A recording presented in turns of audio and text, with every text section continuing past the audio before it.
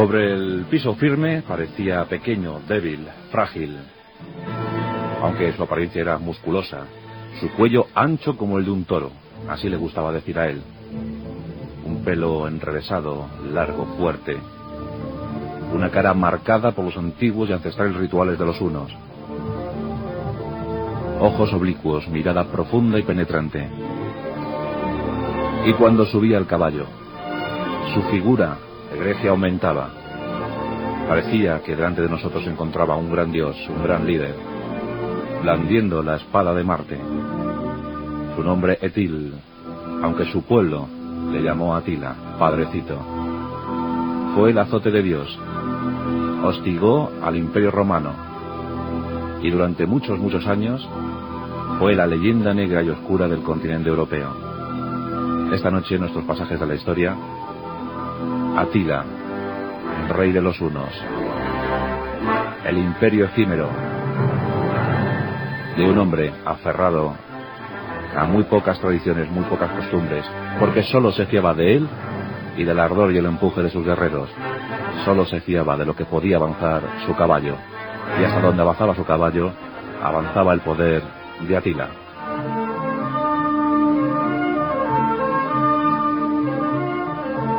El origen de los hunos es un origen difícil y oscuro. Muchos piensan que fueron escitas.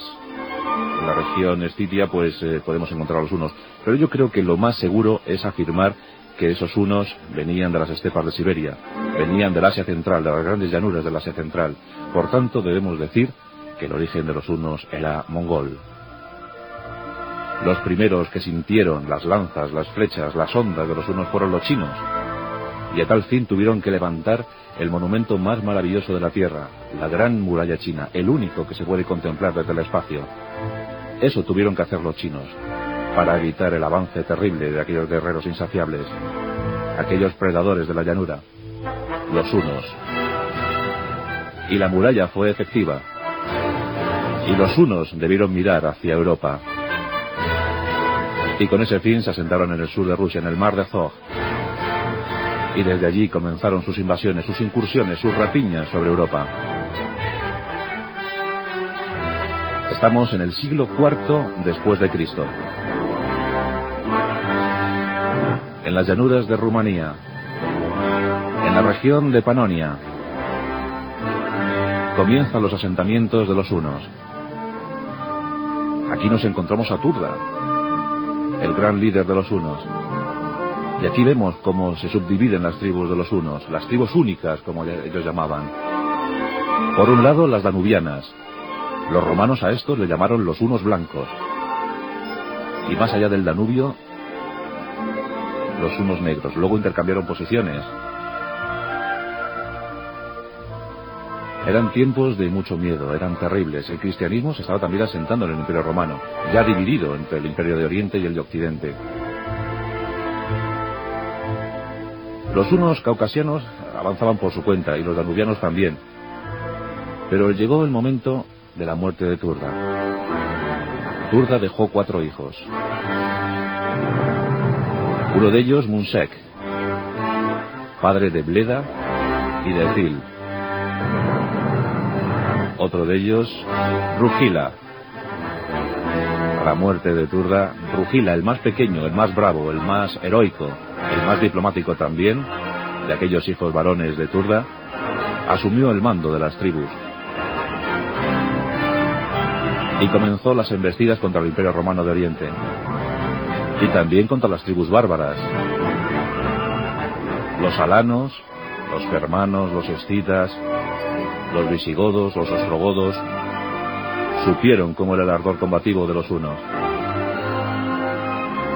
Rugila fue un estupendo líder. Cuentan que cuando murió Rugila, en las iglesias cristianas de Oriente, en las iglesias de Constantinopla, los sacerdotes decían a la feligresía: ha muerto Rugila, ha muerto el demonio, ha muerto el diablo, y sin duda alguna fue abatido por un rayo. Ese era el temor que infundían los hunos a los cristianos y a los romanos. Bleda y Atila, Etil en ese momento, crecían felices. Claro, eran inocentes niños que no participaban en ninguna de las incursiones de sus padres, de sus guerreros hunos. Pero Amun-Sek murió, el padre murió. En ese momento Etil tenía tan solo 6 años y Bleda tenía 10. Rugila asume la tutela de los dos niños. Y aunque los dos eran de su predilección, Etil era sin duda alguna el más favorito. Y Rugila empieza a instruir a los niños. Bleda era de naturaleza juerguista, muy aficionado a las fiestas. Era grande, gordo, muy orondo, siempre dispuesto a beber, a emborracharse, siempre dispuesto a la fiesta. Le acompañaba siempre un enano de origen mauritano llamado Cerco, y con él se divertía muchísimo. Etil era más austero, de gesto más sombrío, quizá ya pensando en lo que le esperaba. Debemos fijar, como hemos dicho, el nacimiento de Etil a finales del siglo IV, en el 395, aunque otras fuentes nos hablan del 400, del 406, pero es más fiable el 395. Cojamos esa fecha como referencia para la narración, para nuestra historia. Por lo tanto, Etil queda huérfano en el año 401, con tan solo 6 años. Pero pronto empieza a recibir instrucción. Los romanos crearon muchas leyendas negras en torno a los hunos. Eran el enemigo más temible. Decían de ellos que eran seres semisalvajes, que no conocían el fuego, que solo vivían de la rapiña. Pero no era exactamente así. Los hunos no utilizaban el fuego porque sus avances, sus incursiones, muchas veces ni siquiera se lo permitían. Los hunos eran muy buenos jinetes. Dicen que podían avanzar 100 kilómetros cada día, a lomos de su caballo. Y que por eso incluso comían a caballo, dormían a caballo, pactaban a caballo. Cogían trozos de carne cruda, los envolvían en tela y los situaban bajo la montura. Así, a lo largo de las diferentes jornadas de combate, esa carne se iba macerando. Y una vez macerada, era ingerida por los hunos. Dicen que era un bocado exquisito. Pero también hemos podido averiguar, buscando recetarios hunos que los hemos encontrado, después de un trabajo muy exhaustivo, recetas tales como, por ejemplo, la de la carne de oso.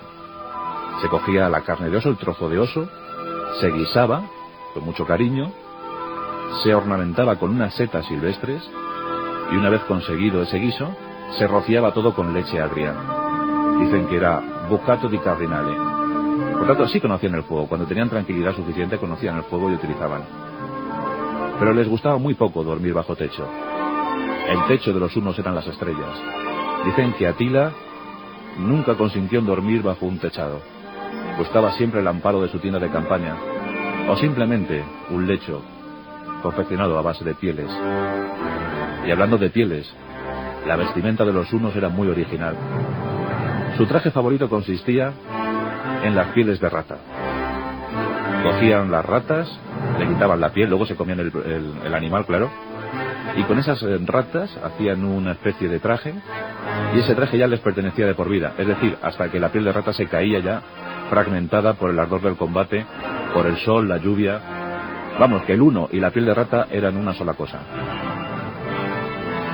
Como no eran muy aficionados a eso del baño, a eso de la higiene, también dice la leyenda negra que muchas veces los enemigos huían víctimas de el hedor, no el ardor.